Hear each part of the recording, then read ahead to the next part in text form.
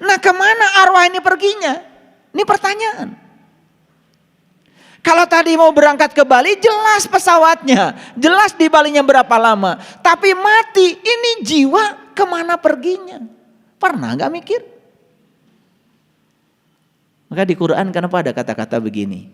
Ketika nyawamu sampai di kerongkongan, pada saat itu kamu harus melihat. Aku lebih dekat kepadamu, tetapi kebanyakan manusia tidak melihat. Itu kan diabadikan dalam Quran surat Al-Waqiah itu. Falaula idza balagatil hulqum wa antum hina idin tangdurun wa nahnu aqrabu ilai minkum walakin la tubsirun. Walakin la tubsirun, dan kebanyakan manusia la tubsirun, kebanyakan manusia enggak tahu jalan. Pernah enggak ada orang bertanya, nanti kalau sakaratul maut ya saya seperti apa? Apakah saat sakaratul maut nanti saya melihat? Apakah saat sakaratul maut saya tidak melihat? Kalau saat sakaratul maut saya melihat, apa yang harus saya lihat? Dengan mata mana saya harus melihat? Pernah nggak ada orang nanya begitu? Nggak ada. Nggak ada. Detil-detilnya seperti itu nggak pernah ada orang nanya. Mohon maaf. Sesungguhnya awal agama itu adalah makrifatullah, mengenal Allah. Kebiasaan menunda-nunda apa yang bisa kita lakukan, itu adalah kesombongan yang dibangun oleh pikiran palsu kita. Seakan-akan kita masih memiliki waktu yang cukup untuk melakukan sesuatu sebagai bekal untuk kita pulang. Kalau kita mau pulang kampung, biasanya persiapan kita sangat serius. Kalau pulang kampungnya adalah pulang ke kampung kelahiran kita. Berapa lama di sana? Berapa koper baju yang harus disiapkan? Perbekalan apa yang dibutuhkan untuk di sana? Nyaris tidak ada yang tertinggal. Persiapan kita begitu komplit untuk pulang kampung ke kampung halaman di mana kita dilahirkan. Kerinduan ke kampung halaman itu merupakan sesuatu yang wajar. Karena ada resonansi antara unsur-unsur yang ada di kampung halaman kita dengan unsur-unsur yang ada di tubuh kita. Saya dilahirkan di sebuah kampung di mana orang tua saya minum air di kampung itu. Makan nasi yang padinya juga ditanam di kampung itu. Makan pisang di halaman di mana saya dilahirkan di kampung itu. Jelas, semua unsur-unsur yang dimakan oleh ayah ibu saya, yang kemudian menjadi saripati tanah, menjadi sel sperma dan sel telur, menjadi cikal bakal tubuh saya, ya berasal dari kampung di mana saya dilahirkan. Jadi wajar saja kalau tubuh saya ada kerinduan dengan unsur-unsur pembentuk di mana saya dilahirkan. Karena itu yang disebut dengan resonansi bahasa sainsnya. Ada kesamaan frekuensi. Dan untuk mengenang kembali kampung asal di mana kita dilahirkan, persiapan kita luar biasa. Padahal itu kampung yang bersifat fisik. Jangan lupa bahwa diri kita ini juga memiliki aspek metafisik. Ada daya hidup dalam diri kita. Ada ruhku, bagian dari dirinya Allah yang ditiupkan ke dalam diri kita menjadi jantung kehidupan diri kita, sekaligus juga jantung kehidupan semesta yang ada dalam diri kita. Persiapan untuk menuju kampung yang itu sangat berbeda dengan persiapan menuju kampung yang fisik tadi. Bahkan Menuju kampung yang sejati itu nyaris tanpa persiapan. Oleh karena itu semoga setelah saya bicara hari ini muncul kesadaran baru bahwa dimensi waktu itu cuma 3. Tadi, sekarang, nanti. Tadi itu walaupun 1 detik yang lalu sudah lewat. Dan itu sudah menjadi bagian dari sejarah kehidupan kita. Dan apa yang terjadi pada saat tadi itu tidak bisa diubah. Sama sekali tidak bisa diubah. Yang bisa diubah dari tadi bukan keadaannya, tetapi cara berpikir kita tentang tadi yang bisa diubah. Dan untuk apa tadi itu? Tadi itu tujuannya cuma 1. Memberikan pelajaran. Jadi tadi itu adalah pusat pelajaran, sedangkan nanti itu adalah pusatnya segala harapan. Dan kita bisa mengukir nanti menjadi lebih baik dari tadi kalau saat ini sekarang kita melakukan sesuatu yang berarti. Makanya orang yang tidak pernah belajar dari tadi, dia melakukan tindakan saat ini tanpa refleksi dari tadi, ya jangan kecil hati kalau nanti sama dengan tadi. Itu yang disebut dengan orang yang rugi. Orang yang sama keadaannya hari ini dengan hari kemarin, itu adalah orang yang sangat merugi di dalam kehidupannya. Apalagi orang-orang yang saat ini lebih buruk dari yang kemarin. Jadi seharusnya manusia ini memiliki keistimewaan dalam hal fasilitas hidup, harusnya memiliki kesadaran yang istimewa dibandingkan dengan makhluk yang lain. Para sahabat,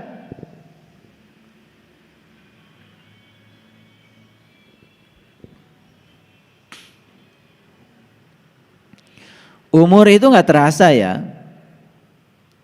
10 tahun, 20 tahun, 30 tahun, 40 tahun, 50 tahun.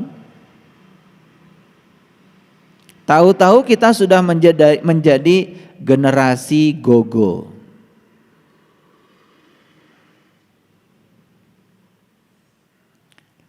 Jadi kalau 50 kan gocap. Kalau ditambah 5 go lagi. Makanya go ini kan awalan untuk menyebut gope, gocap, goban, itu semua kepala 5. Jadi saya menyebut generasi gogo bukan berarti kematian itu miliknya generasi ini. Tetapi secara umum ya generasi ini nih yang sangat rawan. Jadi kalau usia sudah gogo, gocap go, nah di atas 55, itu sudah masuk ruang tunggu untuk mendapatkan last call for departure. Jadi ini harus sadar bahwa kita sudah di ruang tunggu. Jadi kalau kita naik pesawat, biasanya kan kalau sudah masuk ruang tunggu, apalagi sudah mendapatkan panggilan naik pesawat, tidak ada kesempatan lagi untuk belanja itu belanja ini. Masuk pesawat sudah go. Dan kalau saya perhatikan yang ada di ruangan ini 95% ini generasi go-go. Jadi sudah di ruang tunggu. sebentar lagi akan mendapatkan panggilan terakhir, last call for departure, untuk pulang kampung. Entah pesawatnya Devil Airline, entah pesawatnya Heaven Airline, nggak tahu. Karena jenis pesawat yang akan membawa kita pulang kampung, tentu saja apakah bintang 2, apakah bintang 3, apakah bintang 4 atau bintang 5, sangat bergantung kepada cara hidup kita. Jadi kalau cara hidupnya sembrono, gak karu-karuan, tidak mempersiapkan diri untuk menuju itu, ya jangan kecil hati. Kalau pesawat yang akan membawa kita Devil Airline, ya bintang 1 pesawatnya, karena bintangnya juga cuma 1. Makanya bintang ini kan menjadi lambang kepangkatan. Kalau jenderal itu bintang 4. Kalau letnan jenderal itu kan bintang 3. Majen bintang 2. Brigjen bintang 1. Nah di bawah itu belum jadi bintang. Nah kenapa bintang ini menjadi lambang kepangkatan? Karena bintang ini juga menjadi lambang spiritual. Nabi Ibrahim juga pertama kali ingin mencapai alam-alam yang tinggi, yang beliau saksikan kan bintang. Serta itu bulan, setelah itu matahari. Dan matahari itu sebetulnya termasuk kelompok bintang. Matahari itu bintang loh. Kenapa diberi nama matahari? Ya karena dekat dengan bumi. Yang sebangsa matahari itu banyak sekali, cuman jauh letaknya. Karena saking jauhnya, jaraknya tanpa batas, maka cahaya menuju bumi ini itu perlu waktu yang lama. Jadi belum tentu bintang yang kita saksikan saat ini itu adalah bintang yang saat ini. Itu mungkin bintang jutaan tahun yang lalu baru kita saksikan saat ini, karena perjalanan cahaya dari tempat bintang ke bumi ini kan perlu waktu. Saking jauhnya jarak antara bintang dengan bumi, terkadang kita menggunakan, tidak cukup menggunakan kilometer, tetapi menggunakan tahun cahaya. Karena cahaya itu ya memiliki kecepatan 300 juta meter per detik. Jadi 1 detik cahaya bisa menempuh jarak 300 juta meter. Kebayang? Cahaya itu larinya 1 detik saja sudah 300 juta meter. Nah sekarang kalau 1 tahun coba, berapa triliun juta meter. Nah saking besarnya, maka ordenya tidak cukup menggunakan meter, apalagi kilometer, megameter, tidak cukup.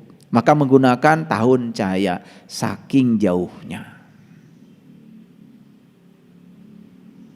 Itu baru cahaya loh. Bagaimana cahaya di atas cahaya? Bermain di dimensi cahaya saja sudah sedemikian ya, luar biasanya. Bagaimana kita bermain di dimensi cahaya di atas cahaya, nurun ala nurin. Kalau cahaya majasi ini setiap orang bisa menikmatinya. Tapi nurun ala nurin, yahdillahu linurihi mayyasa. Hanya orang-orang tertentu saja yang dibimbing Allah menuju cahaya itu. Siapa yang dibimbing Allah menuju nurun ala nurin itu? Ya tentu saja mereka yang punya kehendak. Maka mereka yang punya kehendak mencapai alam-alam yang tinggi, ya dia akan menyaksikan bintang, menyaksikan bulan, menyaksikan matahari. Dan matahari kan bintang juga. Jadi kalau di lagu Lir-Ilir itu ya ada ya penekno blimbing kui. Jadi kita ini harus memanjat pohon blimbing. Nah pohon blimbing yang harus dipanjat tentu saja bukan pohon blimbing yang ditanam di bumi ini. Dan kita harus memanjat ketinggian sebetulnya, memanjat alam-alam yang tinggi. Nah, kenapa? Untuk apa itu? Ya supaya saat kita memasuki ruang tunggu, semoga kita dapat panggilan untuk naik pesawat yang bintang 7 lah. Untuk pergi ke kampung halaman kita. Dan di situ kita akan lihat. Kesuksesan seseorang pada saat hidup bisa dilihat salah satunya ketika dia meninggal. Dan hanya manusia yang bisa meninggal. Tidak ada kucing mati. Kenapa tuh kucing? Barusan saja kucing saya meninggal. Anjing mati tidak pernah dibilang anjing meninggal. Kenapa? Kenapa meninggal itu hanya untuk manusia? Karena manusialah yang banyak meninggalkan sesuatu pada saat kematiannya. Ada yang meninggalkan kesedihan, ada yang meninggalkan kegembiraan, ada yang meninggalkan konflik, ada yang meninggalkan warisan untuk jadi konflik juga.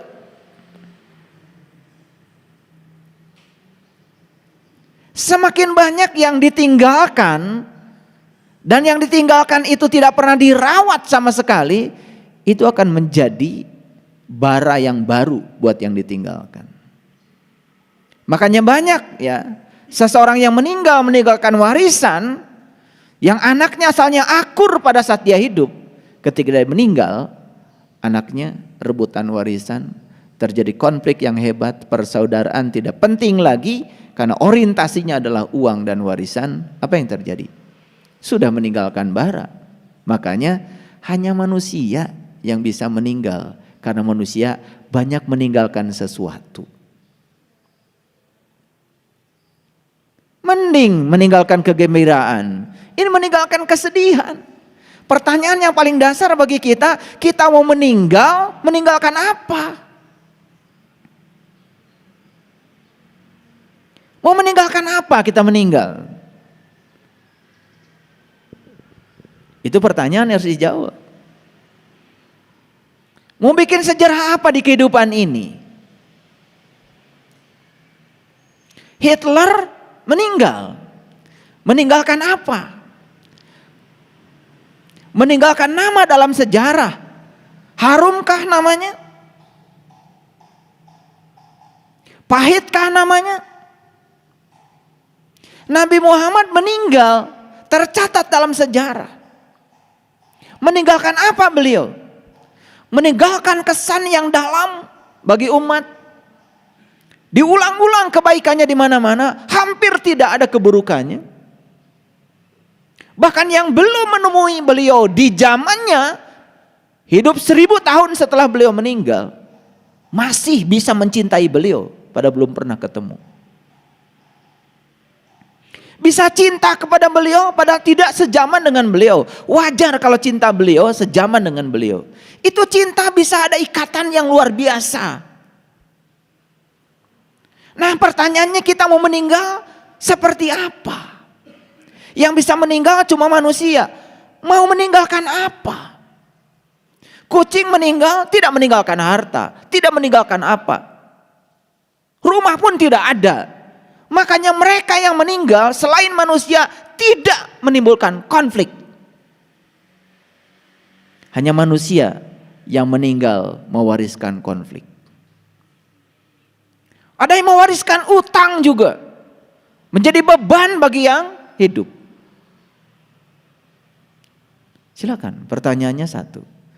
Kita mau meninggalkan apa? Karena hanya manusia yang bisa meninggal. Kata-kata itu tidak kita sadari. Kenapa? Ada apa kok di rumah ini rame-rame? Oh, si Anu meninggal. Kita tidak pernah menyadari kata meninggal. Dan kenapa kata meninggal hanya dipakai oleh manusia? Karena manusia yang banyak meninggalkan sesuatu.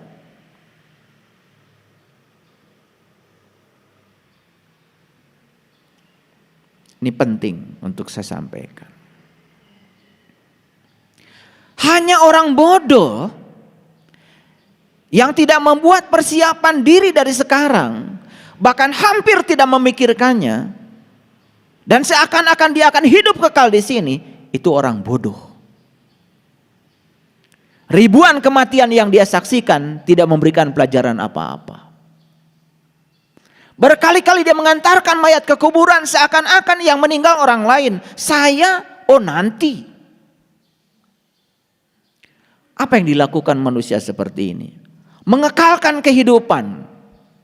Terus saja mencari upaya untuk memanjangkan umur. Alasan-alasannya sangat klise. Anak saya masih kecil. Cucu saya masih kecil, pekerjaan saya belum selesai. Mau sampai kapan? Siap tidak siap, selesai tidak selesai, anaknya kecil atau anaknya besar, cucunya masih kecil atau cucunya sudah besar, saatnya harus pulang, pulang. Gak ada waktu lagi.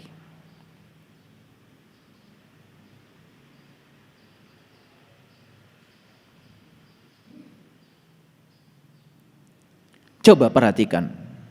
Apabila kita mau pergi liburan, pasti sudah ditentukan. Liburannya kemana, tujuannya mana, sudah ditentukan. Berapa lama di sana, sudah ditentukan. Berapa biaya yang dibutuhkan di sana, kita siapkan. Mau ke Bali kek, mau ke Eropa kek, mau ke mana, pasti persiapan.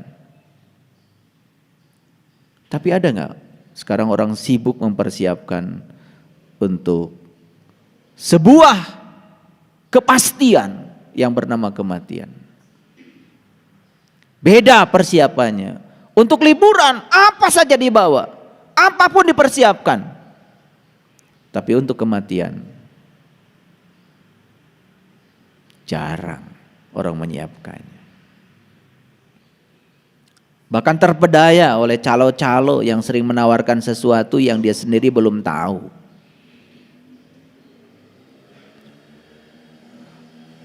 Menawarkan kemewahan dan keistimewaan setelah kematian. Padahal dia sendiri belum mati. Dasar calo. Dan kita terpedaya dengan tawaran-tawaran kemewahan. Makanya manusia ini lucu dibandingkan dengan makhluk lain.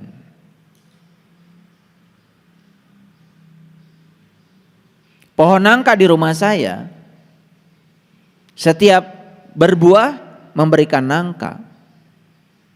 Dan saya yakin pohon nangka itu kalau saatnya harus mati, bahkan sekarang masih hidup, dia tidak memikirkan tempat istimewa setelah dia mati. Yang suka memikirkan tempat istimewa setelah mati cuma manusia. Makanya dikit-dikit dikaitkan dengan nanti. Dikit-dikit dikaitkan dengan nanti. Terus berfokus kepada tempat istimewa itu. Dan banyak yang menjanjikannya. Bahkan rela memberi tiket untuk membeli tempat istimewa itu. Yang orang yang menawarkannya pun belum pernah ke sana. Betul? Itulah kita selama ini. Pada jelas di Quran dikatakan surga itu di sini saat ini sekarang. Surga itu adalah tempat di mana langit dan bumi masih ada. Surga itu adalah tempat di mana kamu bisa bernafas. Siapa yang bisa menciptakan surga di sini saat ini sekarang? Saya yakin dari ruang tunggu dia akan dijemput oleh Heaven Airline. Tempat istimewa, pulangnya juga istimewa.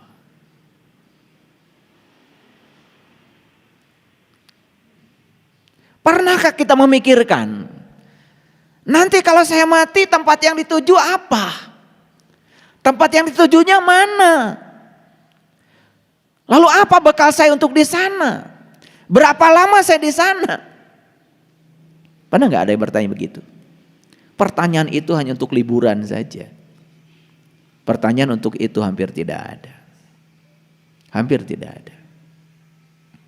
Makanya ada 3 pandangan manusia tentang kematian. Pandangan yang pertama ada yang mengatakan ya sudah. Kalau sudah mati ya berakhir. sampai di sini. Ada yang punya keyakinan seperti itu? Boleh? Ya boleh saja, nggak usah usil.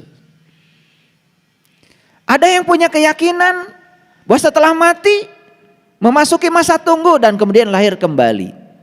Dan kesadaran terakhir saat dia mati akan menjadi kesadaran awal saat dia hidup. Ada. Karena dia memandang bahwa kehidupan ini adalah siklus. Boleh? Ya boleh saja, nggak ada yang larang kok. Yang penting setiap keyakinan apapun ada dasarnya, ada argumennya. Ini bukan soal benar salah, soal cocok atau tidak cocok. Saya tidak begitu suka menyebut benar salah. Karena saya lebih suka menyebut cocok tidak cocok. Ya mungkin saja keyakinan pertama cocok untuk kita saat ini. Besok-besok kita mengalami dinamika. Mungkin kita nggak cocok lagi dengan yang pertama. Besok-besok kok kita lari ke keyakinan yang kedua. Nggak masalah, dinamika. Istiqomah dalam bahasa Islam itu bukan titik mati, bukan konsistensi. Istiqomah itu adalah dinamika. Dan banyak yang mengatakan istiqomah itu ya konsistensi. Yang konsisten itu robot. Yang konsisten itu patung. Patung Bung Karno di Bandara Soekarno-Hatta saat diresmikan begini telunjuknya, sampai sekarang begini nggak berubah. Itu konsisten namanya. Makanya itulah bahayanya patung. Bukan patungnya, bukan objeknya yang haram, sifatnya. Jadi kalau Anda seperti patung, hari ini begini, besok begini, lusa begini, itu yang haram. Bukan objeknya. Kita menjadi anti patung.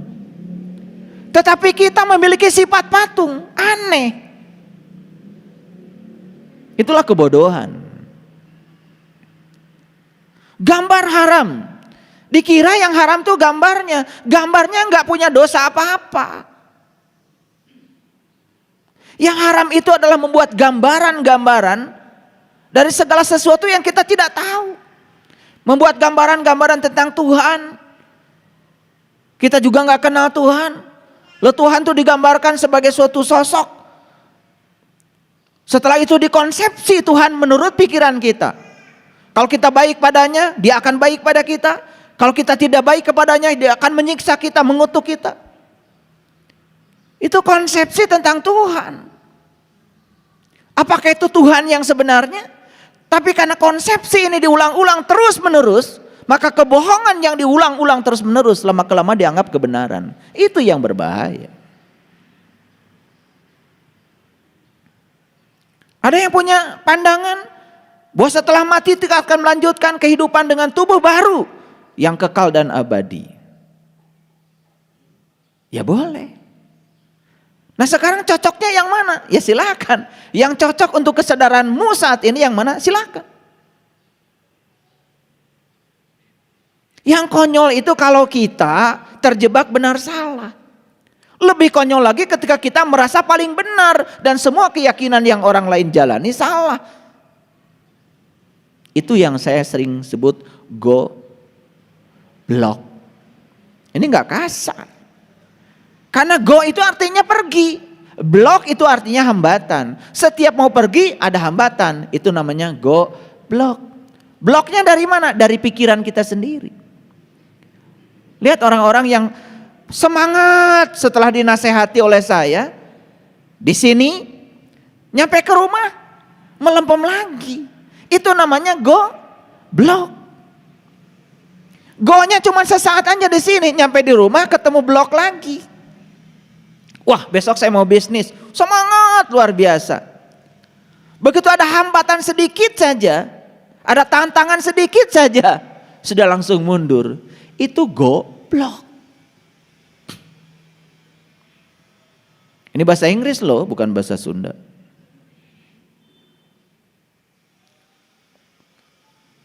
Saya nggak tega ngucapin kata bahasa Sunda yang kayak gitu. Karena ini bahasa Inggris. Sebutnya keren itu ya. Leluhur kita itu kalau bikin bahasa keren, cerdas. Lotek walaupun enak, sampai sekarang tetap aja rendah hati. Dipanggilnya lotek, tidak pernah high tech. Kan keren.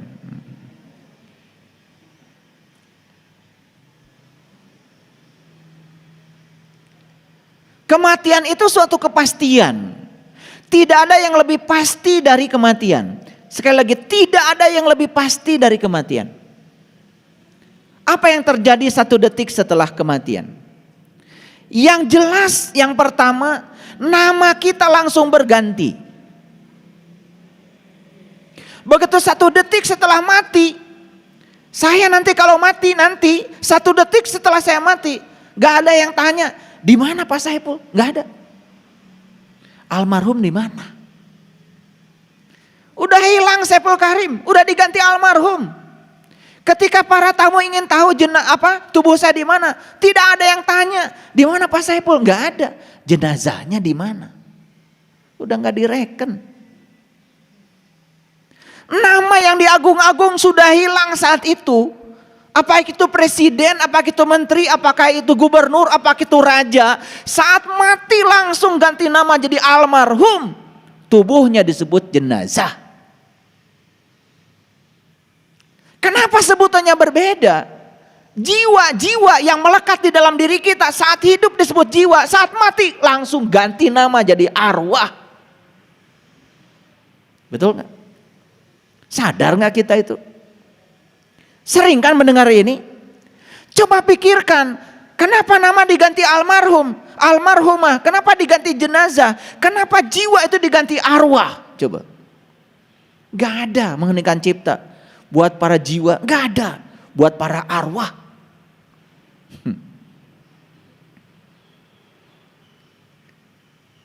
Kenapa saya menceritakan hal sederhana ini? Ini kesadaran. Bahwa saat kita mati semuanya hilang, semuanya berubah. Semua kewajiban dunia saat kita mati selesai.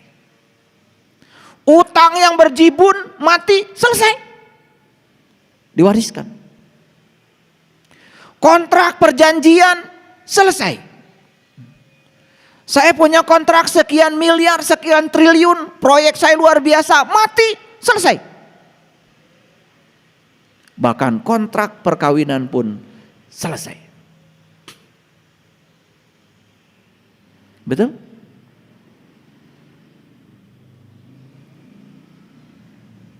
Ketika kita sakit menjelang kematian, rasa sakit yang mendera, penderitaan yang luar biasa, begitu mati selesai. Dibebaskan. Jadi saya suka aneh saja. Ketika seseorang sakit menderita luar biasa, kita tangisi sakitnya. Kasihan dia sakit. Tapi begitu dikasih karunia kematian oleh Allah, dibebaskan dari sakitnya, masih ditangisi. Maunya apa? Saya mau nanya aja, maunya apa? Ketika sakit menderita, itu tumor, itu cancer, apapun, dia menderita kesakitan, ditangisi. Wajar kalau ditangisi. Dibebaskan dari rasa sakit dengan kematian, masih ditangisi. Maunya apa?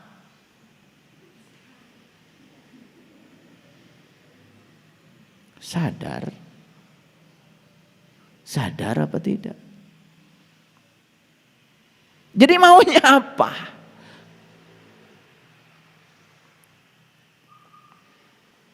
Semua yang disebut milik hilang sesaat. Semua yang disebut milik, tanah ini milik saya, konyol banget. Gak ada tanah milikmu. Yang ada kamu milik tanah. Itu yang benar.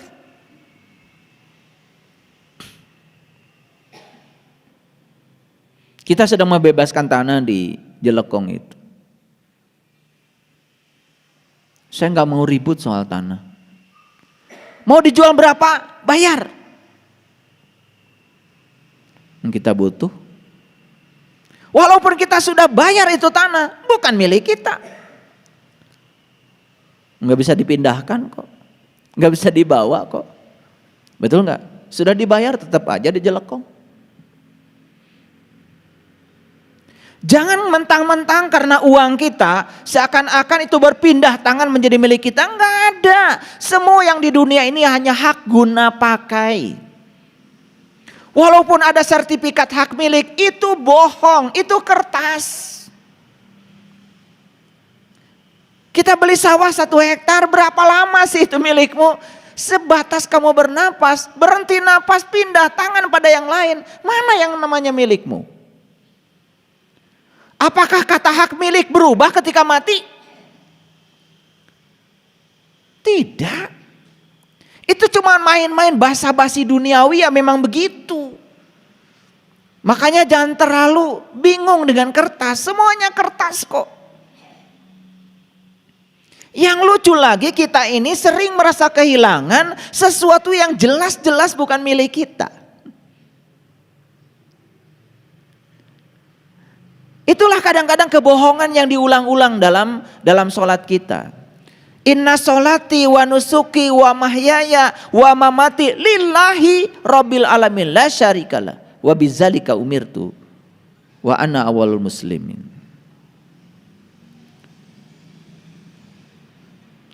Dan kita mengatakan semua milik Allah, semua milik Allah, semua milik Allah. Di sini. Tetapi kenyataannya seakan-akan semua milik kita. Pelitnya luar biasa. Hitungannya luar biasa. Makanya di episode yang kemarin saya sengaja membuat judul melepaskan kemelekatan pada harta dan diri supaya semuanya mengerti.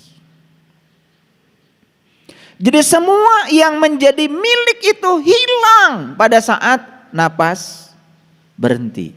1 detik setelah kematian semuanya berpindah.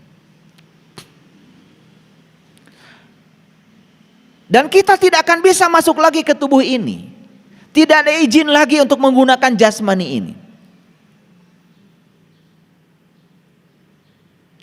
Saat kita keluar, kita sadar keluar, kita melihat tubuh kita sendiri. Ada keinginan untuk masuk lagi, tetapi tidak bisa lagi. Maka disebut menghembuskan nafas yang terakhir. Artinya, ya sudah, begitu nafasnya terhembus gak bisa masuk lagi.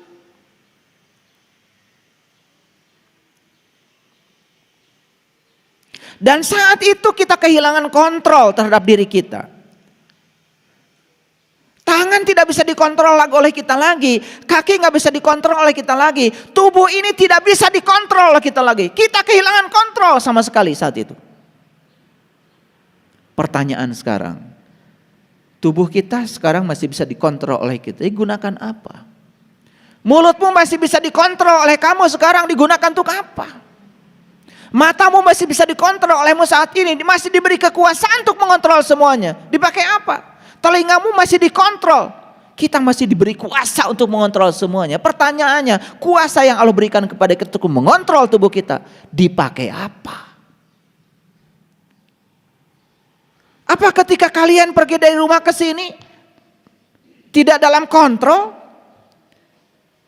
Kaki ini tidak bisa sampai di sini kalau tidak ada kontrol. Dan pada saatnya nanti semua kontrol itu akan diambil oleh Allah. Saat itu kalian kaget. Karena apa? Sesuatu terasa adanya kalau sudah hilang. HP ketika ada di tangan kita tidak terasa adanya, hilang beberapa jam. Atau jatuh di mana? Mulai tidak bisa menggunakan HP. Di situ kita mulai kehilangan sesuatu. Merasa kehilangan itu kalau sesuatunya tidak ada.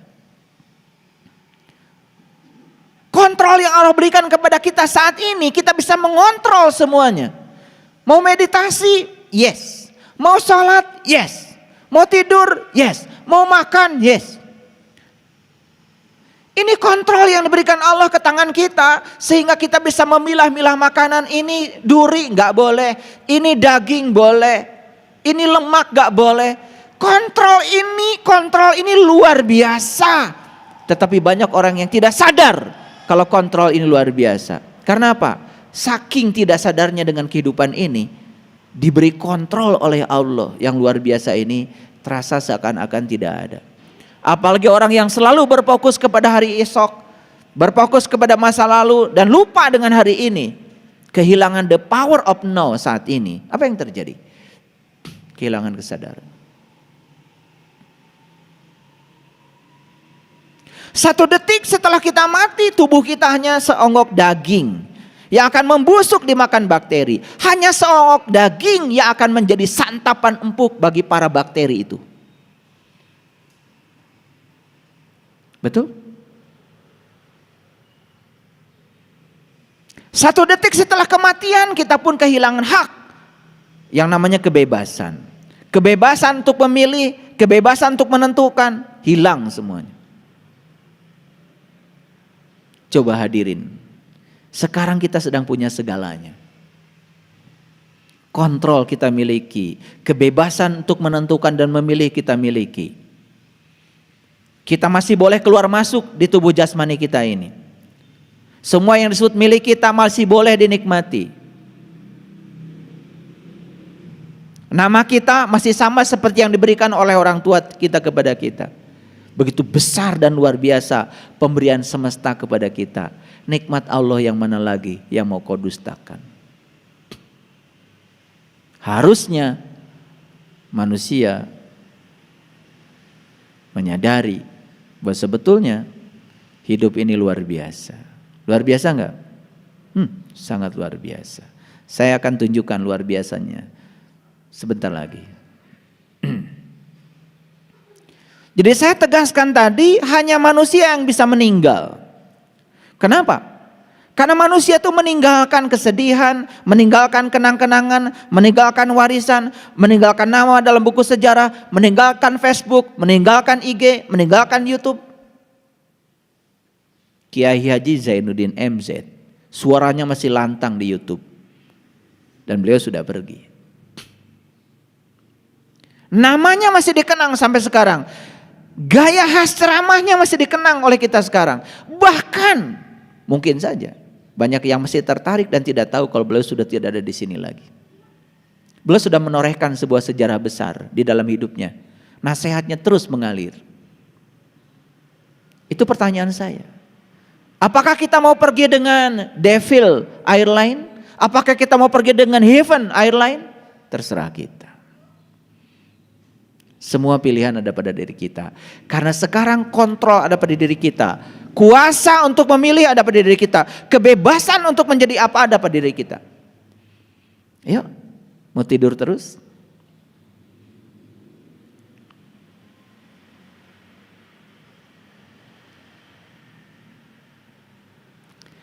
Semua makhluk hidup di dunia ini hanya memiliki satu tujuan. Dan tujuan itu sama, yaitu kematian. Betul? Semua makhluk hidup di semesta ini cuma punya satu tujuan. Dan tujuan itu sama. Apa itu? Kematian. Dan tujuan manusia dilahirkan itu cuma satu. Apa? Mati. Tujuan manusia dilahirkan itu satu. Mati. Awas. Oh kalau gitu saya nggak usah ngapa-ngapain di dunia ini. Karena tujuan dari kelahiran ini adalah mati. Ya sudah, karena saya sudah lahir ke dunia ini, saya tinggal nunggu mati saja. Awas, jangan menangkap makna yang salah. Kalau tujuan dari kelahiran ini adalah mati, berarti kelahiran ini, durasi antara kelahiran dan kematian itu apa?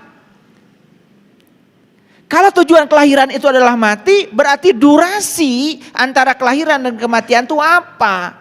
Itu durasi untuk menyiapkan diri agar kita bisa mati.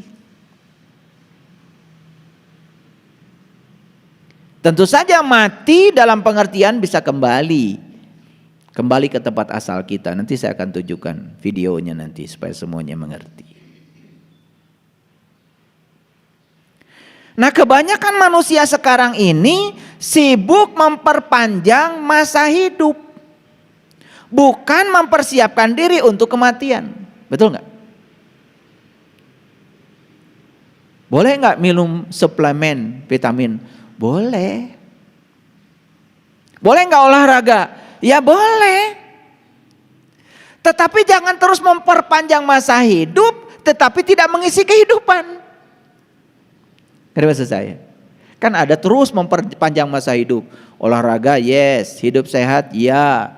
Tetapi tidak bikin apa-apa dalam hidup. Tidak bikin sejarah apa-apa dalam hidup.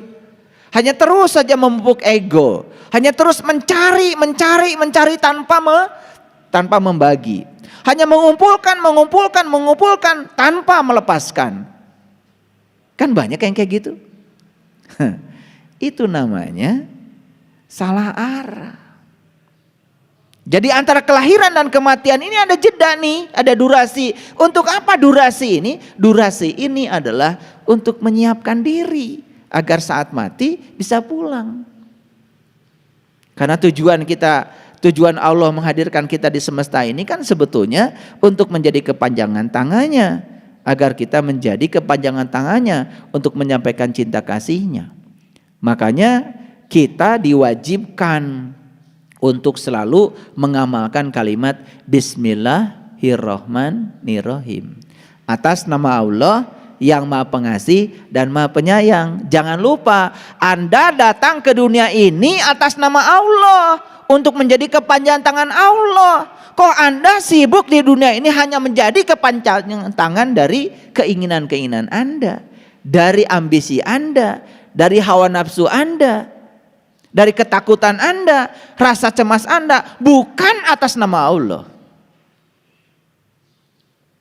Makanya saya yakinkan pada semuanya, siapapun yang hidupnya tidak didrive oleh Allah, tidak sadar yang mendrive dia adalah Allah, dia didrive oleh kesibukannya sendiri, ambisinya sendiri, keinginan-keinginan sendiri, pasti menderita. Salah jalan. Lah kenapa ketika dia itu hidup tidak atas nama Allah menderita? Memang Allah yang menghukum? Tidak. Penderitaan itu hanya Allah mengingatkan, kalau kamu terlalu jauh berjalan dari diriku. Gitu aja kok. Bukan soal salah benar, itu bukan azab, itu bukan ujian. Gak ada kerjaan Allah ngasih ujian. Yang suka ngasih ujian tuh dosen, guru. Allah gak pernah ngasih ujian. Salah tuh yang suka bilang Allah ngasih ujian. Kenapa nih kehidupan? Oh, saya sedang diuji oleh Allah. Enak aja, kapan daftarnya? Emang perguruan tinggi apa? Pakai ujian segala. Gak pernah Allah tuh nguji-nguji kayak gitu. Gak ada kerjaan.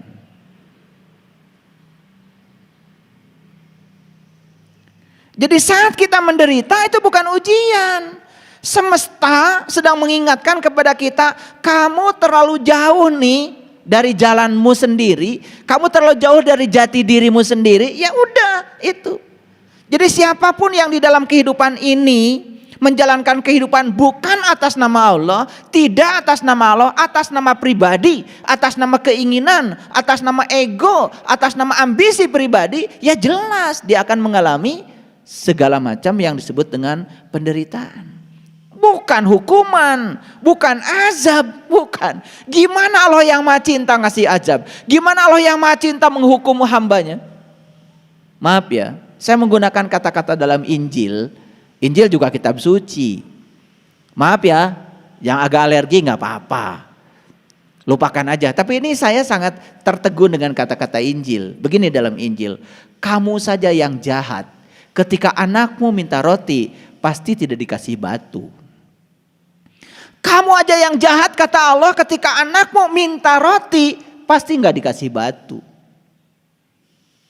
Bagaimana dengan aku yang Maha Cinta? Bagaimana aku yang kasih? Masa sama Allah minta roti dikasih batu?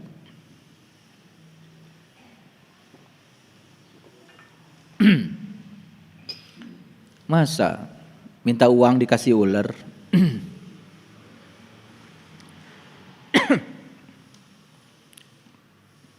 Yuk jujur, lihat kesibukan manusia. Memperpanjang masa hidup atau mempersiapkan diri untuk kematian. Pilih, memperpanjang masa hidup atau menyiapkan diri untuk kematian. Silahkan dijawab. Lihat kehidupan orang-orang yang berada. Apa yang dilakukan mereka? Maaf. Rumah sakit. yang paling mewah. Orang lain berobat di rumah sakit yang dalam negeri, dia nggak mau, dia pergi ke luar negeri. Terus diperpanjang masa hidupnya. Obat orang lain generik, oh dia nggak mau, obat paten nomor 1. Dokternya nggak mau yang biasa, pengen yang paling ahli. Betul? Apa sih sesungguhnya di balik itu? Ketakutan akan kematian. Semua yang sibuk memperpanjang masa hidup, sebetulnya dirinya itu takut dengan kematian. Kenapa takut dengan kematian? Karena belum siap. Karena dia tidak pernah mempersiapkan untuk kematian. Nih saya yakinkan ya pada kalian. Orang yang setiap saat hidupnya baik-baik saja, membahagikan orang, punya uang bantu orang, punya ilmu bantu orang, tidak pernah pelit, di sini saat ini sekarang selalu hadir, tidak pernah menunda ketika dia mau melakukan kebaikan, tidak direcokin oleh pikirannya. Saya yakin orang kayak gini tidak takut mati. Orang yang terus memperpanjang masa hidup sebetulnya dia sedang membungkus ketakutan akan kematiannya karena belum siap. Yang dia lakukan apa? Merampok duit orang, merampok duit negara, mengumpulkan kekayaan sebanyak-banyaknya. Jika perlu dimanipulasi, duit yang haram kemudian dibelikan seakan-akan hasil bisnis. Namanya pencucian uang. Boleh dia gaya-gayaan, pencitraan, pakai dasi kemana-mana dengan mobil mewahnya. Tapi hati kecilnya tidak bisa dibohongi. Pasti sieun tah modar.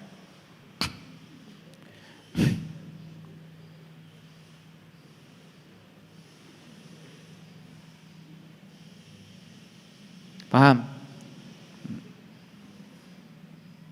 Biar ngerti. Pakai bahasa Sunda, asli itu bahasa Sunda. 99% pelajaran agama isinya itu cara menjalani hidup supaya bisa mati.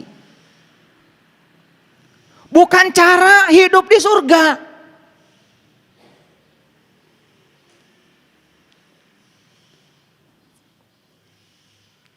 %90 ajaran agama itu cara menjalani hidup supaya bisa mati. Nah, pertanyaan saya, berapa persen dari 99% ajaran agama yang kita adopsi untuk menjalani hidup agar bisa mati? Kebanyakan digunakan untuk menjalani hidup agar bisa langgeng dalam kehidupan. Betul nggak? Kalau orang yang menjalani agama supaya dia hidup bisa mati, tentu saja dia sibuk mencari uang, tapi juga ada bagian yang dia bagikan. Dia sibuk mengumpulkan, ada bagian yang dilepaskan. Ngerti maksud saya? Oke. Ini belum ke intinya. Saya baru bicara permukaannya. Apakah untuk bepergian libur packing barang? Ya. Mau ke Bali, oh pasti 2-3 hari sebelum ke Bali udah gak bisa tidur. Betul gak? Packing barang luar biasa. Peci mana yang mau dipakai, tas mana yang mau dipakai, di pantai nanti sepatunya yang mana, oh luar biasa. Ketinggalan satu peci aja sibuknya luar biasa. Bisa balik deui tak Kak Imah? Tapi saat kematian tiba, tidak perlu packing koper. Betul? Datang telanjang, kata Allah, yuk pulang, telanjang. Sesederhana itu kok. Jadi orang-orang yang sibuk dengan keserakahannya, terus ya memupuk keserakahan terhadap yang dia ingin, memupuk kebencian pada yang dia tidak ingin, dia lupa kalau dia datang ke sini telanjang, pulang tuh telanjang. Supaya lebih sopan sedikit, ya dibungkus pakai kain kafan. Itu supaya lebih sopan sedikit, dibungkus pakai kain kafan. Ya pakai doa-doa diupacarakan supaya beda dikit deh dengan yang lain. Kan ujung-ujungnya dibuang juga. Cuma cara ngebuangnya lebih sopan dikit. Betul nggak? Iya. Karena memang manusia ini selalu ingin diperlakukan istimewa. Kalau tidak diperlakukan istimewa, marah manusia ini. Iya. Itu. Ada cerita bagus tuh. Suatu saat nih, suami istri nih, suatu saat suaminya meninggal. Dan memang suami ini meninggal lebih dulu karena mengalami tekanan yang berat dari pasangan hidupnya. Meninggalnya lebih dulu. Saking dendamnya kepada pasangannya, jadi semua harta itu oleh suaminya sebelum meninggal itu sudah dibuat wasiat dan dititipkan kepada yayasan amal. Tidak ada yang tersisa. Rumah dengan seisinya, kecuali penghuninya, itu sudah dititipkan di badan amal.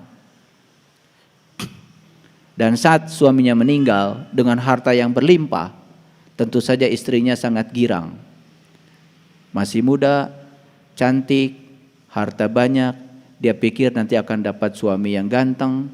Wah, luar biasa lah.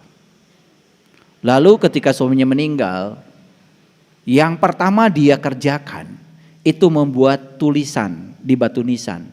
Bukan nengok suaminya, gak penting bagi dia. Bukan pergi ke rumah sakit, pergi ke tempat pembuatan batu nisan. Itu. Dan tolong ditulis yang bagus. Tulisannya dipesan sama dia. Istirahatlah dengan tenang. Tolong diukir tulisannya yang bagus. Karena hartanya banyak jadi beli batu nisannya yang istimewa, yang premium. Tulisannya istirahatlah dengan tenang. 2-3 hari setelah dikuburkan, ternyata dari badan amal datang ke rumah. Mau ambil seluruh hartanya dengan membawa surat wasiat. Kaget tuh istrinya. Ini namanya dendam di bawah mati. Jadi mati pun masih dendam. Jadi suaminya sudah bilang dalam hatinya, entar lo ketika gue mati sengsara lo. Itu. Dendam di bawah mati namanya. Ini. Mungkin nggak kejadian ini? Mungkin. Tapi ini sebetulnya cerita bohong. Begitu dari badan amal datang, rumah disita, mobil disita, sawah disita, emas perhiasan semua disita, bahkan isi rumah, sendok, piring, semua untuk yayasan amal. Kaget tuh istrinya. Kurang ajar nih suami saya. Apa yang terjadi? Dia pergi lagi ke tukang batu nisan. Tolong katanya tulisan yang kemarin belum selesai. Bu, saya seumur-umur kerja di batu nisan ini, kalau tulisan di batu nisan ya cukup begini Bu. Istirahatlah dengan tenang. Mau ditambahkan apa lagi? Tambah satu kalimat lagi, dipanjangkan. Sampai aku datang.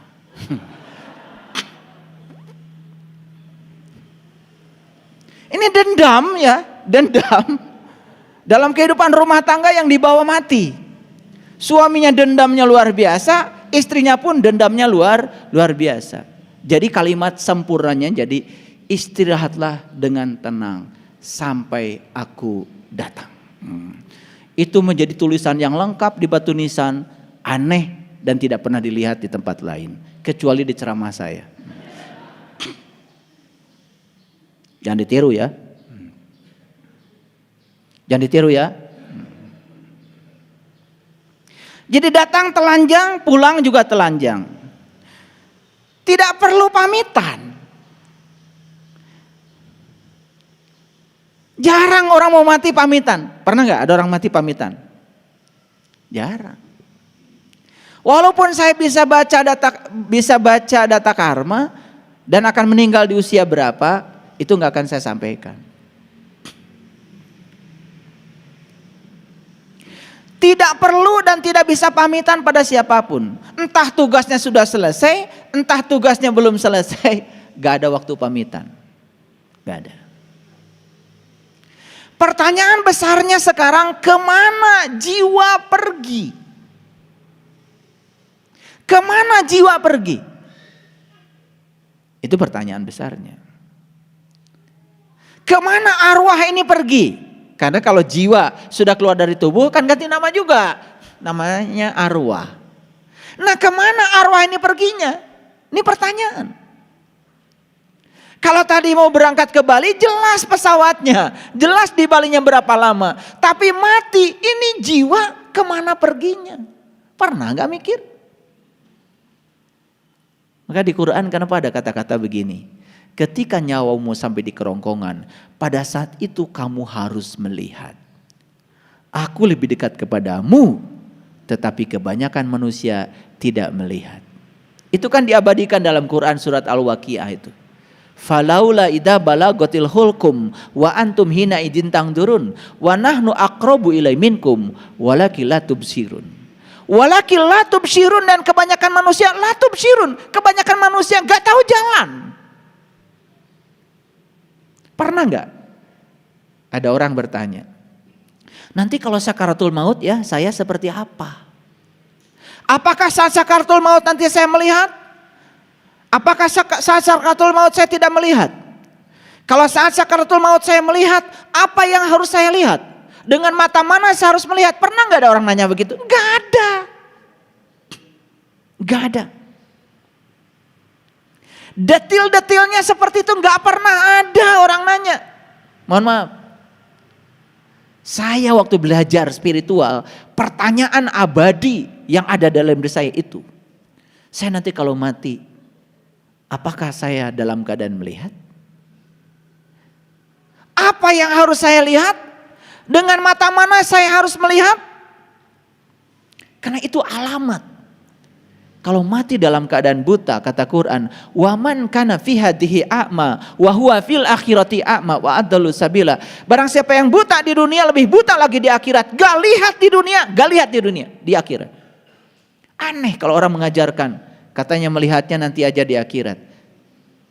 Padahal ayatnya jelas mengatakan siapa yang tidak lihat di dunia tidak akan lihat di akhirat. Pertanyaannya, apa yang harus saya lihat? Tentu saja kampung asal kita, tentu saja alamat kita.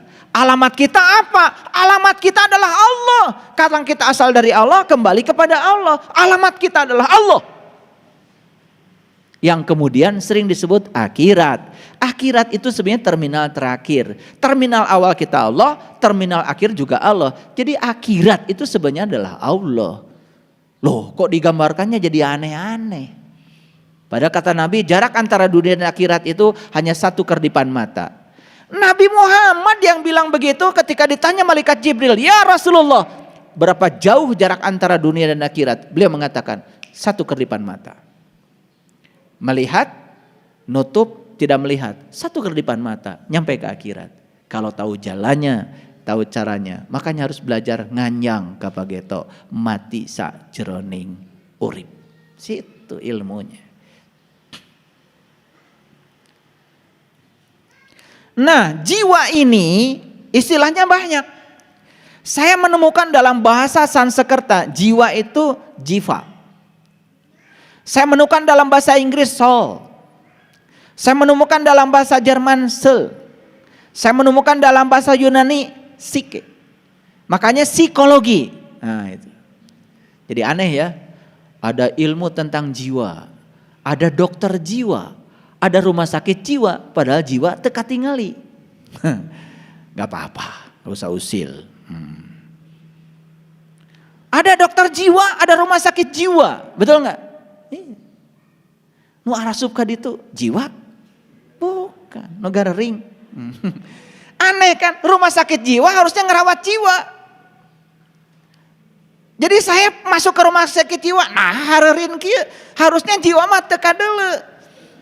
Betul nggak? Harusnya nggak kelihatan. Makanya kalau kalian pergi ke rumah sakit jiwa kosong, itu berarti jiwa semua sedang dirawat tuh.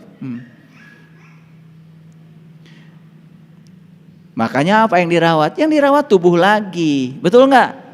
Ya dikasih obat, tubuh lagi. Obatnya apa? Semua obat yang dikasih ya semua untuk membuat agar saraf-sarafnya jadi kendur. Apakah itu jiwa yang diurus? Bukan. Makanya sekarang diganti. Orang dalam keadaan gangguan jiwa. Disebutnya juga gangguan jiwa. Apa OGDJ apa tuh istilahnya itu sekarang. Itu Departemen Sosial yang bikin istilah itu. Jadi harusnya kalau pergi ke rumah sakit jiwa, kalian gak lihat siapa-siapa, kosong aja. Karena yang dirawat jiwa, itu ketinggalan jiwa. Betul nggak? Gitu. Aneh ya rumah sakit jiwa yang dirawat orang. Tapi nggak apa-apa, nggak apa-apa. Pernah ke rumah sakit jiwa? Jadi pasien? Oh. Nah dalam bahasa Arab jiwa itu disebut al-nafs, nafs. Dalam bahasa Ibrani nefesi itu dari nafs juga. Nah kok dalam bahasa Arab ini kok kata jiwa jadi nafs, nefesi.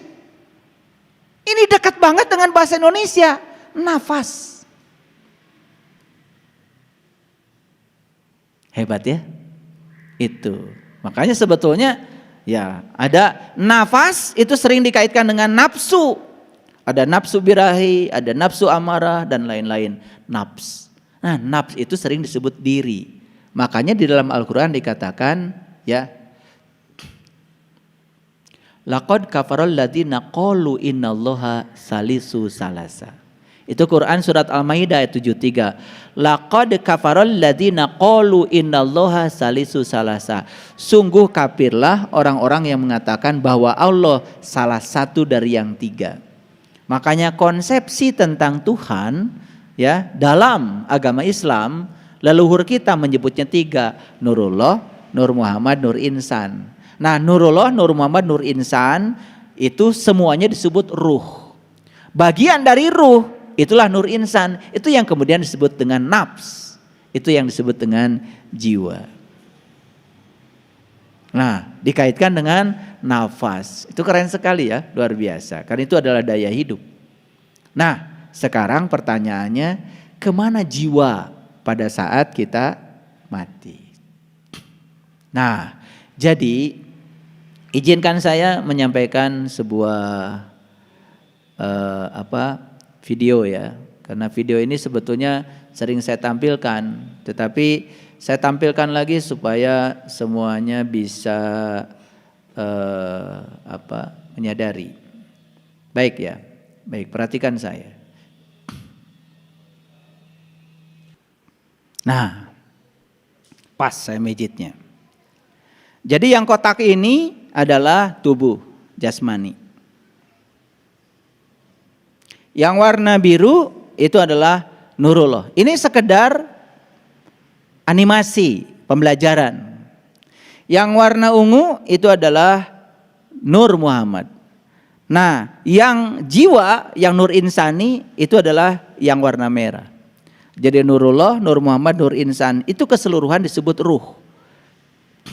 Nah, bagian dari ruh itu namanya jiwa. Nah, ini yang warna merah. Itulah diri sejati kita. Itu nafs, itu diri. Makanya ruh dengan nafs dalam Quran berbeda. Jadi sejarahnya begini. Ketika di kandungan ibu, nah di kandungan ibu ya, ada jasmani, ya. Nah, setelah jasmani itu selesai dibangun dengan sempurna, kata Allah dalam Quran, aku tiupkan ruhku. Nah, tetapi yang ditiupkan saat itu cuma dua. Satu Nur Insan, dua adalah Nurullah. Nur Muhammadnya belum. Tidak perlu wasilah di luar. Nah, Nur Muhammad itu kapan masuknya? Itu tepat pada saat kepala nongol. Itu yang kemudian diabadikan menjadi upacara mencium Hajar Aswad. Jadi Hajar Aswad itu batu hitam. Batu hitam itu kepala kita nih pada saat kita nongol di rahim ibu. Maka kepalalah yang telah membuat ibu kita sakit. Kepala kitalah yang telah membuat ibu kita menumpahkan darah. Kepala kitalah yang telah membuat seorang ibu bisa kehilangan nyawa untuk kelahiran kita. Makanya 3 sebetulnya dosa kita pada ibu. Makanya 3 dikatakan oleh Rasulullah. Siapa yang harus aku hormati ya Rasulullah? Ibumu, ibumu, ibumu. Itu keren sekali, sebetulnya sangat simetris. Nah begitu lahir ke alam dunia, tubuh jasmani sudah sempurna seperti ini, ruh sudah ditiupkan lengkap. Ada Nurullah, Nur Muhammad, Nur Insan. Nah pada saat kita tidur seperti ini, nah Nur Insan tuh keluar. Makanya tidur suka mimpi bukan? Oke. Saya akan cerita mimpi hari ini ya, semoga waktunya cukup. Tapi akan saya ceritakan secara saintifik. Nah, Nurullah dan Nur Muhammad tinggal di dalam diri. Tinggal dalam diri. Makanya hati-hati kalau tidur. Makanya begitu bangun dari tidur ya bersyukur. Ya, Nur Insan balik lagi. Kalau tidak balik lagi ya itu ya kehilangan sukma. Jadi walaupun bernapas, kalau kehilangan Nur Insan ya tidak menjalani kehidupan. Nah makanya ketika sudah bangun, Nur Insan balik lagi. Nah ketika mati, nah ini mati. Kalau mati dalam keadaan tidak tahu jalan pulang, Nur Insan ini ditinggalkan dalam tubuh. Nurullah dan Nur Muhammadnya keluar. Nah inilah mati dalam keadaan yang sangat mengerikan. Nah ketika kita mati harusnya begini. Nurullah, Nur Muhammad, Nur Insan gumulu meninggal. Keluar semuanya. Sehingga tubuh ini kosong. Nah tubuh yang telah berhasil mengantarkan ketiganya menjadi gumulung manunggal. Innalillah wa inna ilaihi rajiun. Tubuh ini diterima dengan senang hati oleh bumi. Maka tubuhnya itu tidak lama di bumi. Hanya 40 hari sudah diterima oleh bumi. Nah itu namanya mulih kajati mulang ke asal. Nah sempurnalah kembali ke alam asal. Nah inilah yang disebut dengan keabadian. Gitu. Nah semua manusia itu ingin agar dia bisa mencapai keabadian yang semacam ini. Nah tetapi banyak yang tidak tahu caranya. Disitulah perlu bimbingan seorang guru. Guru yang sudah mursyid tentu saja. Guru yang sudah mengalami. Bukan orang yang mengajarkan kita nyebrang ke laut sementara dia sendiri belum pernah nyebrang laut. Ya, tetapi kok banyak yang percaya ya sama dia. Luar biasa. Ya, saya sering mengatakan kalau calo itu nggak pernah tahu tempat yang dituju. Jangan dikira loh di Cicahem calo yang bilang Garut pernah ke Garut. Mungkin belum pernah ke Garut. Tapi selalu ngajak kita ke Garut. Bahkan menunjukkan ini bis ke Garut. Padahal dia belum pernah ke Garut. Mungkin. Namanya juga calo. Paham ya? Nah kita balik lagi ke sini. Jadi kemana jiwa itu pergi? Tentu saja jiwa itu menyatu kembali ke alam asalnya. Memenuhi ayat innalillah wa inna ilaihi rajiun. Kembali ke kekosongan kembali. Bisa mengerti? Oke, kita lanjutkan. Nah gimana caranya supaya jiwa itu tahu tempat asalnya? Disitulah kita harus latihan mati selagi hidup. Nah itulah pentingnya kita latihan mati selagi hidup. Gitu. Baik para sahabat. Ini episode yang berbeda. Saya akan cerita tentang kematian secara utuh sekarang. Kematian itu sesungguhnya adalah pengingat. Ulangi, kematian itu sesungguhnya adalah pengingat. Mengapa begitu? Kematian itu selalu dekat. Dan kematian itu persis seperti bayangan kita. Iya. Pernah gak kita berpisah dengan bayangan? Gak pernah. Nah kematian itu dekatnya dengan kita seperti bayangan dengan kita itu. Kematian itu. Cuman kita mungkin tidak menyadarinya. Tetapi kematian itu mengikuti terus dari saat pertama hidup sampai hingga terakhir. Makanya kematian tidak memandang usia. Oh kematian hanya untuk gogo tadi. Ya memang kebanyakan sih di usia itu. Karena tubuh tidak layak pakai lagi. Gitu. Tetapi kan ada juga bayi mati. Ada juga orang yang usianya belasan tahun meninggal. Ada juga umur likuran meninggal, kan gitu, ya. Jadi tidak memandang usia. Nah, kematian itu adalah proses. Sebagaimana hidup adalah proses. Dan mereka berjalan bersama. Jadi kematian dan kehidupan itu bukan sesuatu yang terpisah. Persis seperti dua roda yang bergerak membawa itu, gerobak. Coba, gerobak yang ditarik oleh delman. Kalau rodanya cuma satu, nggak jalan. Karena rodanya dua, jalan. Nah, kehidupan dan kematian itu seperti itu. Ya, berjalan beriringan seperti dua roda yang menggerakkan delman. Jadi bergeraknya delman karena ada dua roda. Tidak ada kematian kalau tidak ada kehidupan. Tidak ada kehidupan kalau tidak ada kematian. Jadi kematian dan kehidupan itu seperti kita dengan bayangan. Jadi pahami bahwa sebetulnya kematian itu bukan sesuatu yang terpisah dari kehidupan. Lihat saya semuanya.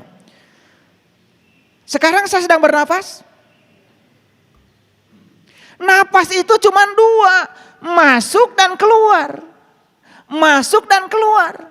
Saat napas masuk saya hidup. Saat napas keluar saya mati. Saat napas masuk saya hidup. Saat napas keluar saya mati. Jadi sebetulnya sekarang kalau disadari kita ini sudah mengalami hidup mati terus menerus. Sehingga saat kita keluar napas gak masuk lagi. Disebutlah napas yang terakhir.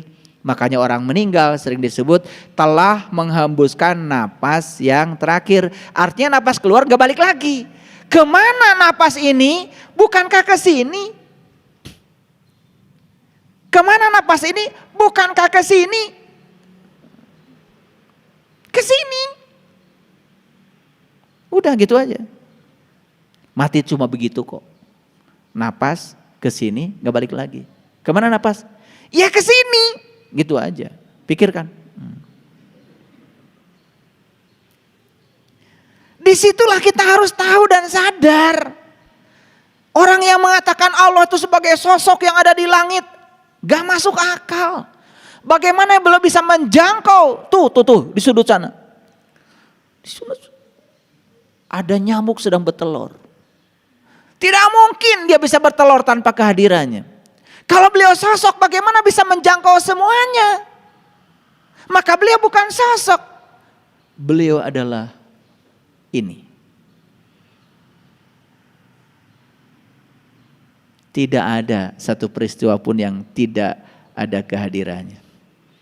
Makanya beliau menyebut Rabbul Alamin, sang keberadaan, sang kehadiran. Kehadirannya saja sudah cukup membuat segala sesuatu terjadi. Loh, kok kita tidak pernah merasakan kehadirannya ya?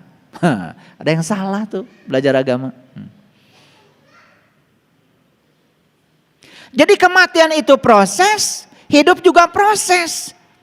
Nah, kematian dan kehidupan berjalan bersama seperti dua roda yang membawa delman. Dan delman tidak akan bergerak kalau cuma satu roda. Jadi kehidupan dan kematian itu sebetulnya ada sekarang bersama kita. Ya, buktinya napas kita. Makanya ini listrik nih, ya lampu ini. Kalau dipoto pakai stroboskop, kita akan lihat nih, lampu ini hidup mati. Lampu ini hidup mati loh. Saking terlalu cepatnya kita tertipu. Seakan-akan lampu ini hidup terus. Padahal tegangan PLN itu adalah dari 0 naik ya 220 akar 2. Turun 220 akar 2. Naik lagi 220 akar 2. Itu namanya tegangan maksimum minimum. Peak to fix. Jadi kadang-kadang 0. Kadang-kadang naik. Disebutnya juga arus bolak-balik. Bukan arus searah. Karena bolak-balik berarti tegangannya itu suka bolak-balik. Polaritas listriknya di dalam pembangkit generator itu bolak-balik. Ngerti apa tidak? Pasti gak ngerti. Oleh itu gak usah dipikirin. Kalian gak belajar. Pusing kalau dengar saya ngomong fisika. Ya, gak usah. Pokoknya saya yakinkan kalau listrik ini hidup mati. Cuman frekuensinya 50 Hz di Indonesia. Di Amerika lebih keren lagi. Frekuensinya 60 Hz. Artinya frekuensi 60 Hz itu apa artinya? Dalam 1 detik itu terjadi hidup mati 60 kali. Saking cepatnya kita merasa hidup saja. Itu tipuan. Nah sama seperti napas kita, saking cepatnya kita ngerasa hidup terus. Padahal kita hidup mati, hidup mati. Cuman karena tidak disadari, kita tidak pernah menyadari kalau kita sekarang sudah mengalami hidup mati. Baru sadar kalau nanti gak balik lagi. Itulah pentingnya kita belajar hening. Yuk, yang belum belajar sholat khusyuk, ikut belajar sholat khusyuk. Gimana caranya sholat dalam keheningan? Enak. Karena kita semua dengan kesadaran penuh, berdenyut berdetak di pusat kesadaran murni kita. Jadi kesimpulannya, hidup tidak bisa ada tanpa kematian. Kematian juga tidak ada tanpa kehidupan. Ulangi ya, hidup tidak bisa ada tanpa kematian. Jadi kalau begitu kematian juga tidak ada tanpa kehidupan. Paham sampai sini? Oke, baik. Siapa yang menginginkan kehidupan dan siapa yang suka menolak kematian? Tahu? Siapa? Pikiran. Yang suka menginginkan kehidupan terus dan menolak kematian itu siapa? Pikiran. Apakah pikiran diri kita yang sebenarnya? Bukan. Kita itu bukan pikiran, kita juga bukan tubuh. Kita yang sebenarnya adalah kesadaran.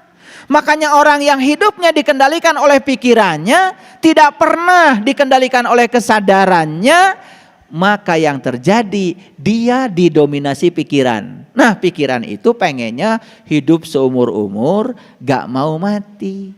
Makanya pikiran itu gampang sedih. Ketika hidup senang banget, ketika mati sedih banget. Siapapun orang yang masih dikendalikan oleh pikirannya tidak akan keluar dari siklus itu. Sedih banget, gembira banget. Sedih banget, gembira banget. Itulah benar salah. Itulah baik buruk. Buatan siapa? Buatan pikiran. Jadi oleh karena itu maka kita harus belajar untuk mengendalikan pikiran. Itulah pentingnya kita belajar meditasi, kita belajar hening. Belajar hening cipta.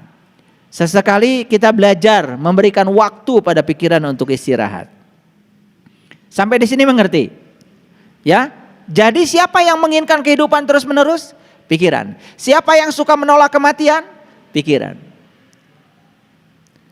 Nah sepanjang orang dikendalikan oleh pikirannya, siapapun yang mati dia tolak. Maka keluarlah bahasa-bahasa yang aneh-aneh. Innalillahi wa inna ilaihi rajiun. Turut berduka cita. Siapa yang berduka cita? Pikiran. Apakah itu dirimu? Bukan, itu diri palsumu. Kalau orang yang berkesadaran, gak gitu doanya. Semoga almarhum almarhumah pulang dengan sempurna dalam liputan cahayanya yang agung. Memenuhi ayat innalillahi wa inna ilaihi rajiun. Asal dari Allah, kembali kepada Allah.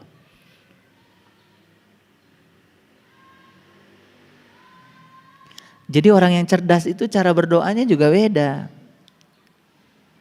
Nah kalau orang yang suka ngikut-ngikuti, pokoknya asal ada doa kematian panjang dikit, apalagi banyak tulisan Arabnya, pasti itu di-share.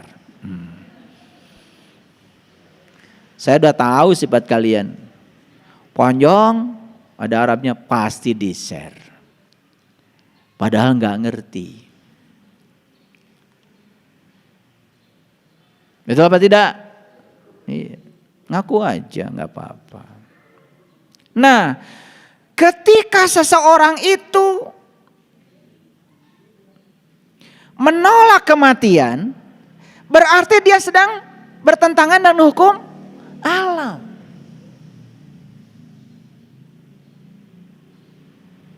Keinginan untuk hidup terus ternyata bukan hanya dimiliki manusia. Hampir semua makhluk hidup ingin hidup terus. Sebetulnya pohon itu takut mati. Pernah ngobrol sama pohon?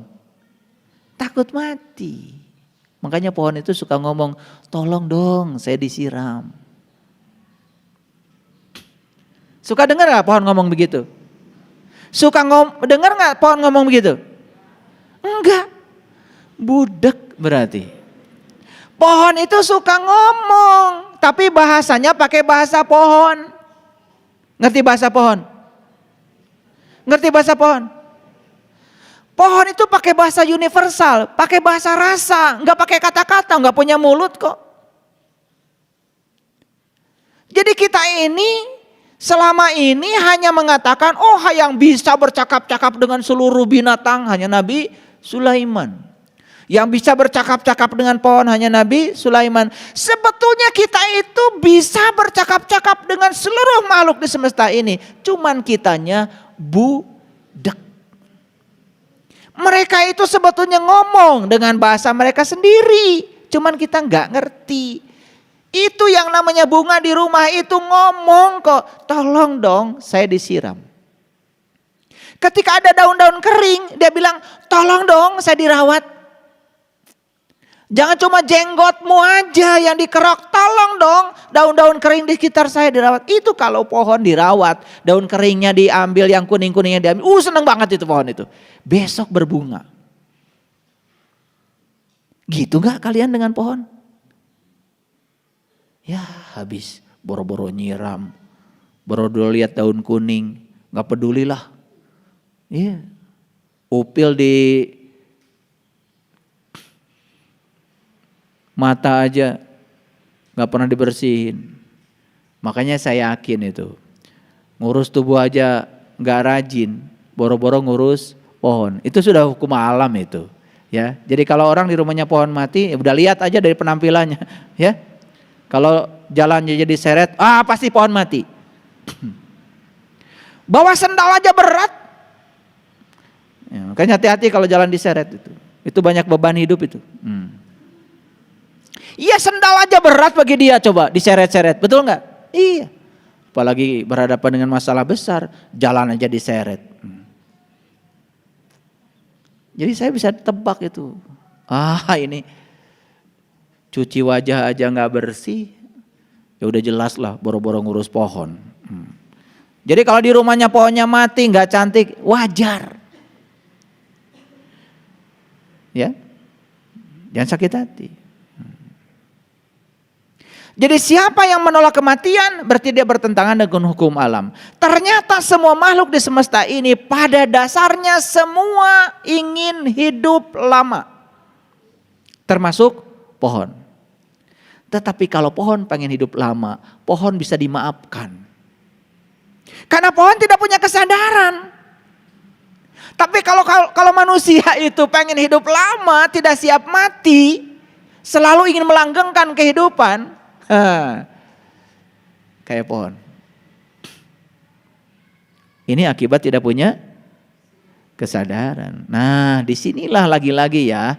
Jadi lagi-lagi apapun yang kita pelajari ketika belajar agama sebenarnya kan intinya meningkatkan kesadaran. Jadi kesimpulannya manusia itu harus terjaga. Jadi kita ini sekarang harus merasakan kehadiran kematian itu dan bisa dirasakan lewat napas kita. Nah, kenapa kita tidak merasakan? Karena kita terlalu berisik dalam kehidupan ini, tidak punya waktu untuk bisa memberikan jeda untuk kita hening. Jadi kesimpulannya kematian dan kehidupan itu keduanya bersama. Persis seperti dua kutub ekstrim, tetapi itu satu energi. Hidup adalah kekuatan aktif, sedangkan kematian adalah kekuatan pasif. Dan hidup itu seperti listrik positif. Kematian itu seperti listrik negatif. Dan keduanya tidak bisa dipisahkan. Begitu memisahkan listrik positif dan listrik negatif, lampu tidak menyala. Nah, bagi orang yang sadar, kehidupan dan kematian itu biasa. Ya biasa. Menjadi tidak biasa karena dibuat tidak biasa. Betul nggak? Pokoknya kematian itu dibuat sedemikian dramatisnya. Betul nggak? Bahkan ada banyak upacaranya, betul? Kalau ada kematian, ambulan datang, upacara itu, upacara ini, dibuat dramatis. Dan hampir semua orang menganggap kematian itu sebagai sesuatu yang negatif. Jarang memandang kematian sebagai sesuatu yang positif. Disitulah perlu belajar agama supaya kita bisa memandang kematian itu sebetulnya adalah hal positif. Nah, oleh karena itu setelah dapat ceramah dari saya ini, kita menjadi tidak takut mati lagi. Nah, biasanya kalau dengerin khutbah kematian seperti ini, bergetar nggak? Bergetar nggak? Ada nggak dalam diri sekarang takut akan kematian? Ada? Awas, hati-hati. Ya, takut kematian tidak akan membantu kita untuk mati pulang kepada Allah. Jangan takut. Orang yang takut kematian itu karena masih ingin hidup lama, berarti dia masih menolak. Apapun yang kita takuti berarti kita masih menolak. Hati-hati ya. Nah, sekarang mari kita sadari dan kita pahami bahwa kematian akan terjadi setiap saat. Bahkan mungkin sesaat lagi kita akan mati. Nah, kesadaran ini akan membantu kita menjalani momen saat ini di sini sedalam mungkin. Makanya orang-orang yang selalu berfokus pada saat ini, di sini, sekarang, memahami the power of now, memahami kekuatan saat ini, maka dia akan berada dalam keadaan damai. Tidak takut kehidupan, tidak takut kematian. Itu poinnya. Nggak tahu bisa nangkap nggak poin saya? Oke, ya. Nah, jadi kematian ini bisa memotong ya akar kehidupan tanpa memberitahu, tanpa isyarat. Pokoknya aku akan datang, kata kematian. Tetapi bagi orang yang sadar, selalu hadir di sini saat ini sekarang, tidak menjadi masalah. Nah, ini titik berat saya hari ini. Perhatikan, kita hanya akan tahu kematian itu datang ketika itu terjadi. Nah, kematian bukanlah penderitaan besar. Penderitaan besar justru saat kita punya peluang dan kesempatan, kita tidak benar-benar hidup. Dan terus menunda segala sesuatu. Yuk, lihat saya semuanya. Kematian bukan penderitaan besar. Penderitaan yang paling besar justru kita menyia-nyiakan kehidupan. Catat. Jadi walaupun kita harus menyiapkan kematian, tidak usah berfokus pada kematian. Berfokus saja kepada kehidupan. Karena kalau hidup kita sudah kita isi dengan sebaik-baiknya, ya sudah, kita juga akan mati dengan sebaik-baiknya. Jadi oleh karena itu, penderitaan yang terbesar bukanlah kematian, tapi penderitaan yang paling besar adalah menyia-nyiakan kehidupan dan selalu menunda. Jadi peluang dan kesempatan yang kita miliki sekarang ini selalu ditunda. Yuk, sekarang saya nanya, para sahabat, apakah para sahabat sekarang bisa berbuat baik? Adakah peluang sekarang di tangan kita, kesempatan untuk berbuat baik? Tetapi apakah kita melakukannya? Itu penderitaan yang paling besar. Jadi penderitaan yang paling besar itu menunda. Menunda padahal saat ini kita punya peluang dan kesempatan untuk bisa melakukannya. Dan Allah sedang memberikan kontrol kepada kita untuk melakukannya. Kita tidak melakukannya.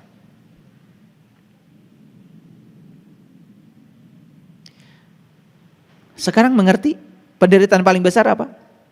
Jadi penderitaan yang paling besar bukan kematian. Penderitaan yang paling besar adalah menyia-nyiakan peluang dan kesempatan yang diberikan Allah untuk benar-benar bisa mengisi kehidupan.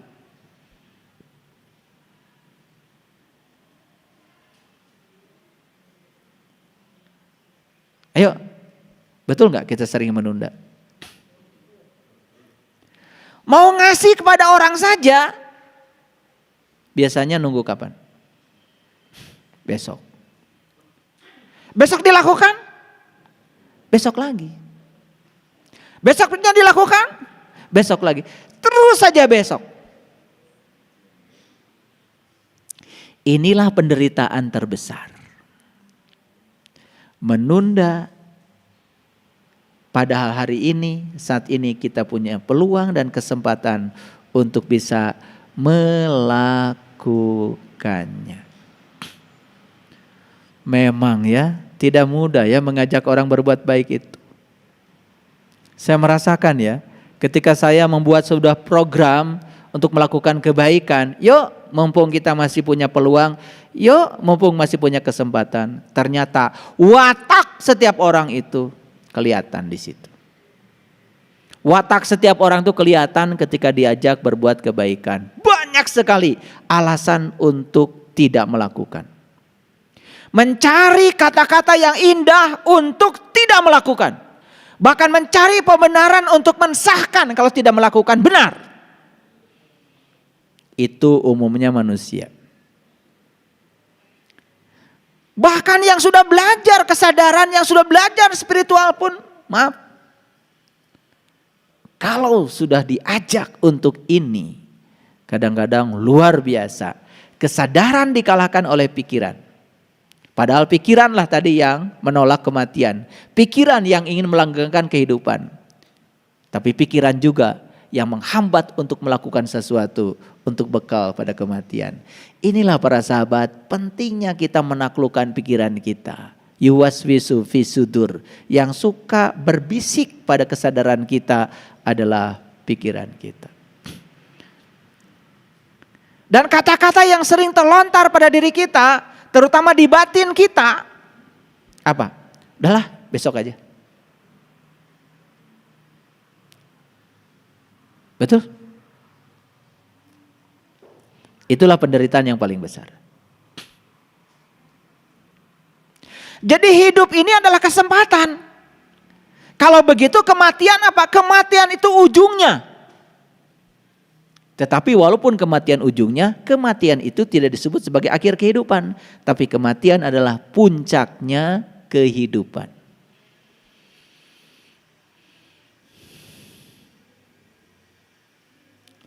Jadi jika kita memahami kematian, hidup akan menjadi intens. Di situ akan lahir yang namanya totalitas.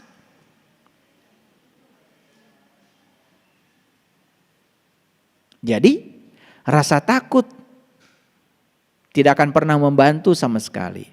Karena ketakutan justru akan mengaburkan pikiran. Tidak pernah ada pemahaman yang lahir dari rasa takut. Ini agak berat kata-kata saya. Tidak pernah ada pemahaman yang lahir dari rasa takut. Jadi orang yang takut akan kematian, justru rasa takutnya menghalangi pemahaman dia tentang kematian itu sendiri. Jadi ketika dia tidak paham kematian itu apa yang terjadi? Yang terjadi semakin takut akan kematian. Maka akan semakin mengaburkan pikirannya. Pemahaman tentang kematian tidak akan bisa dicapai. Jadi para sahabat, kapanpun kita merasa takut, itu adalah kesempatan yang luar biasa untuk memahami bahwa hidup itu adalah sesaat. Makanya hidup itu sering digambarkan seperti bunga. Tahu bunga? Bunga cantiknya berapa lama? Sebentar. Tetapi walaupun sebentar kan cantik. Bunga itu hanya sebentar harumnya. Tapi walaupun cuma sebentar kan harum. Gak apa-apa kehidupan kita sebentar. Yang penting cantik dan harum.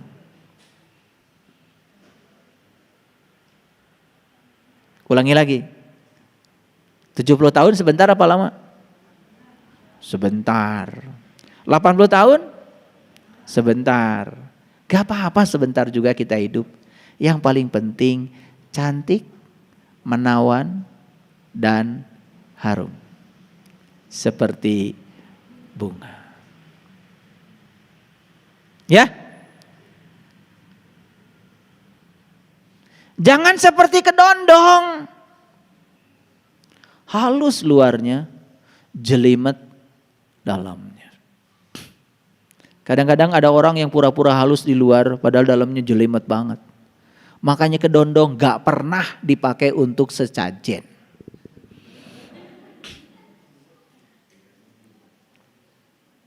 Sesajen itu anggur, halus luarnya, manis dalamnya.